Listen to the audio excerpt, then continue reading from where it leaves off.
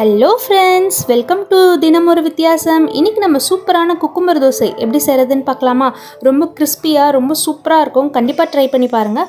அதுக்கு தேவையான இன்க்ரீடியன்ட்ஸ் பார்த்திங்கன்னா, நான் பாதி குக்கும்பர் கட் பண்ணி வச்சுருக்கேன். 1 ஸ்பூன் சீரகம், 2 பச்சை மிளகா, 4-5 பல் பூண்டு, 2 துண்டு இஞ்சி, ஒரு கைப்பிடி அளவு கொத்தமல்லி, கொஞ்சோண்டு கருவேப்பிலை. இதெல்லாம் தான் நம்மளுக்கு தேவையான பொருள். இது எல்லாமே நம்ம ஒரு மிக்ஸி ஜாரில் போட்டு நல்லா ஃபைன் பேஸ்ட்டாக அரைச்சிக்கலாம். தேவைப்பட்டால் கொஞ்சமாக தண்ணி ஊற்றி நல்லா ஃபைன் பேஸ்ட்டாக அரைச்சிக்கோங்க.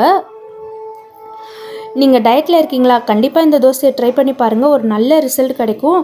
சூப்பரான டேஸ்ட்டில் இருக்கும். இந்த மாதிரி ஃபைன் பேஸ்ட்டாக அரைச்சிட்ட பிறகு நம்ம தோசை பேட்டரில் நல்லா மிக்ஸ் பண்ணிக்கலாம்.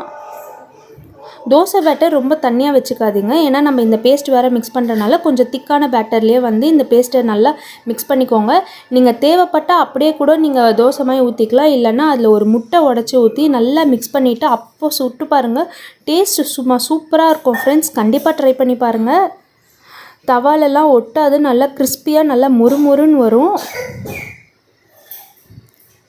இந்த ரெசிபி உங்களுக்கு பிடிச்சிருந்துச்சுன்னா கண்டிப்பாக ட்ரை பண்ணி பாருங்கள். ஹெல்த்தியாக சாப்பிடுங்க, ஹாப்பியாக இருங்க.